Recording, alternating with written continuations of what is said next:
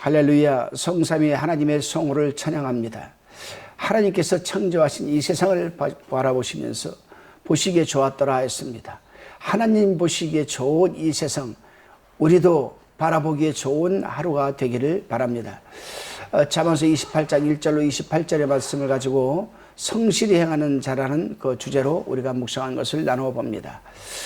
오늘 우리가 묵상한 것을 나누어 볼 잠언서 28장에서는 의인과 악인의 성격과 행위에 대한 결과의 차이를 지금 말하고 있고, 의인이 어떠한 사람인가를 설명하면서 율법을 지키는 자, 여호와를 찾는 자, 명철과 지식이 있는 사람, 성실한 자, 지혜롭게 행하는 자, 여호와를 의지한 자 등으로 지금 나열하면서 말하고 있습니다.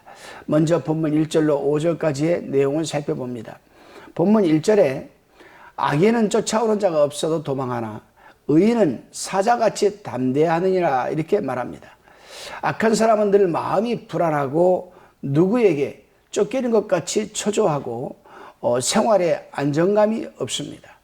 그러나 그와는 대조적으로 의인은 언제나 평안하고 사자같이 담대하다 이렇게 말을 합니다. 그렇습니다, 여러분. 의인, 즉 그리스도 안에서 살아가는 사람은 어떠한 어려운 문제에 직면하거나 어려운 사건을 만나도 그 마음이 평안하기만 합니다. 왜냐하면 주께서 채워주시는 평안이 함께 하시기 때문 아니겠습니까? 그렇다면 악인은 어떤 사람이나 하는 문제가 생깁니다. 죄를 지은 자, 2절에서 말하고 있습니다. 3절에서는 가난한 자를 학대하는 자, 5절에서는 율법을 버리고 어떤 악인을 칭찬하는 자, 공의를 깨닫지 못하는 자, 이런 사람들이 악인이라고 지금 말하고 있습니다. 그렇습니다.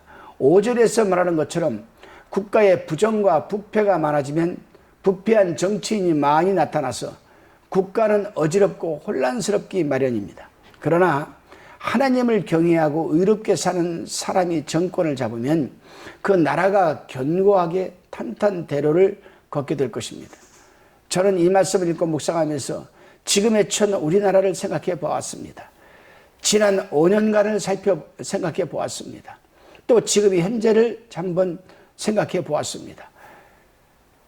이 나라가 왜 이렇게 어지럽고 혼란스러운지를 생각하면서 하나님 앞에 간절히 두 손을 모았습니다. 그렇습니다, 여러분.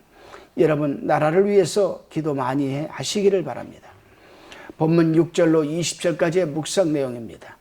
6절 말씀에 비록 가난할지라도 성실히 행하는 자가 사곡한 부자보다 낫다고 하는 이유가 무엇이겠습니까? 그리고 성실히 행하는 자는 어떤 사람을 말하는 것일까?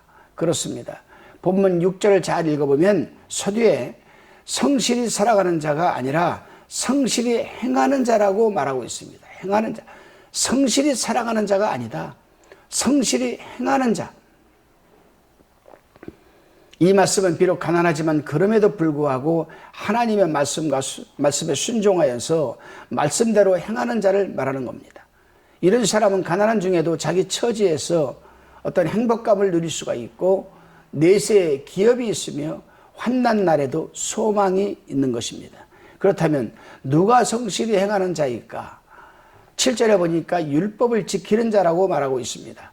말씀을 지키는 자. 중한 별리로 자기 제사를 중식하지 않는 자라고 합니다. 8절에서 말하고 있지요. 정직한 자를 악한 길로 유일하지 않고 종로로 행하는 자라고 9절에서 또 말하고 있습니다. 자기의 죄를 숨기지 않고 진실하게 죄를 고백하는 자 13절에서 말하고 있습니다. 16절에서는 탐욕을 버리는 자라고 하고 있고, 여러분 18절에서는 사겁게 행하지 않는 자, 20절에서는 속히 부자가 되려고 하지 않는 자를 지금 말하고 있습니다.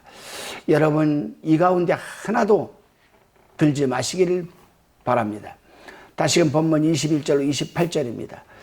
본문에서는 미련한 자와 지혜로운 자에 대해서 지금 말씀하고 있는데, 미련한 자는 사람의 낯을 보아주며 한 조각 떡을 위해서 죄를 범하는 자라고 21절에서 말하고 있습니다. 22절에서는 재물을 얻는 데만 급한 자라고 말하고 있고, 24절에서는 부모의 물건을 도둑질하는 자, 26절에서는 자기의 마음을 믿는 자, 27절에서는 궁핍한 자를 못 본 채 하는 자라고 말하고, 이러한 사람을 미련한 사람이라고 지금 말하는 겁니다. 우리는 여기서 미련한 자의 공통점을 발견할 수가 있죠. 그것은 당장 눈앞에 보이는 것만 위해 살아가는 사람들이라는 것입니다. 그것이 죄악이든 아니든 상관이 없이 말입니다. 그렇습니다, 여러분.